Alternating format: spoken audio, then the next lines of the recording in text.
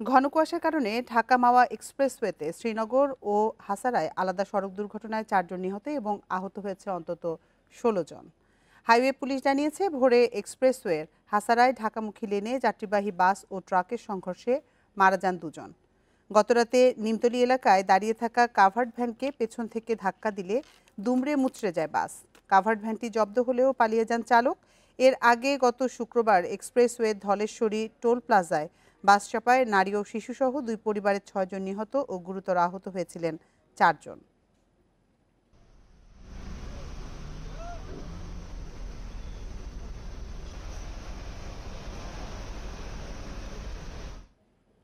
এ বিষয়ে বিস্তারিত জানাতে মুন্সিগঞ্জ থেকে আমাদের সাথে যোগ দিচ্ছেন আমাদের সহকর্মী জিতু রায়। জিতু, শুধু কি এই ঘন কুয়াশার কারণে এইসব দুর্ঘটনা হচ্ছে নাকি এর সঙ্গে অন্য কোনো কারণ আছে? বিরূপ আবহাওয়ায় চালকেরা সতর্কভাবে চালাচ্ছেন না কেন?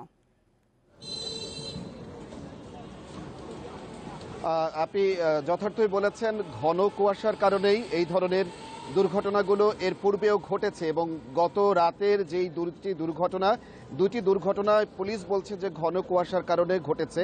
আর দুর্ঘটনা দুটির প্রকৃতি ঠিক একই রকম।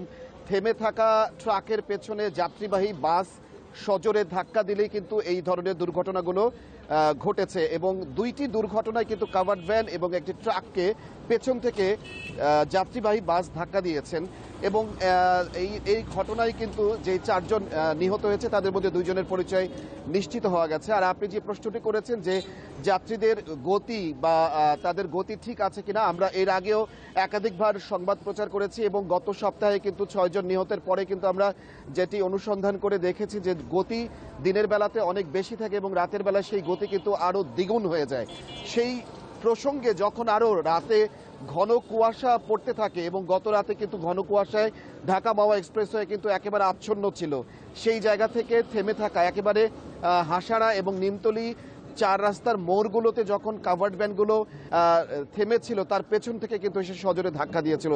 তার মানে নিশ্চিত করে এখানে বলা যাচ্ছে যে চালকদের গতি এতটাই বেশি ছিল যে কুয়াশায় তারা না দেখতে পেয়ে কিন্তু তাদের চোখের সামনের বা দৃষ্টি সীমানার মধ্যে না দেখতে পেরে কিন্তু তারা সজোরে ধাক্কা দেয়, যার ফলশ্রুতিতে কিন্তু এই দুর্ঘটনাগুলো কিন্তু ঢাকা মাওয়া এক্সপ্রেসওয়েতে গত 2 সপ্তাহে 13টি দুর্ঘটনায় কিন্তু 12 জনের প্রাণ গেল এখন পর্যন্ত। আর গত বছর এবং এই বছরের শুরু থেকে মোট 66টি দুর্ঘটনায় কিন্তু এখন পর্যন্ত শুধুমাত্র এই গত বছরেই 26 জন নিহত হয়েছে এবং শতাধিক আহতের ঘটনা কিন্তু এখানে ঘটেছে। তাহলে দুর্ঘটনার প্রকৃতিগুলো কিন্তু নির্ণয় করলে একই চিত্র লক্ষ্য করা যাচ্ছে যে শুধুমাত্র ঘন কুয়াশাই যে আমরা বলবো তেমন না। ঘন কুয়াশা আর আগেও কিন্তু এখানে অনেক বেশি গতির কারণে কিন্তু এই দুর্ঘটনাগুলো ঘটেছিল এবং ঘন কুয়াশার কারণে এগুলো কিন্তু আরো বেশি করে দুর্ঘটনার প্রবণতা বাড়িয়ে দিচ্ছে। মুন্সিগঞ্জ থেকে জানাচ্ছিলেন আমাদের সহকর্মী জিতু রায়।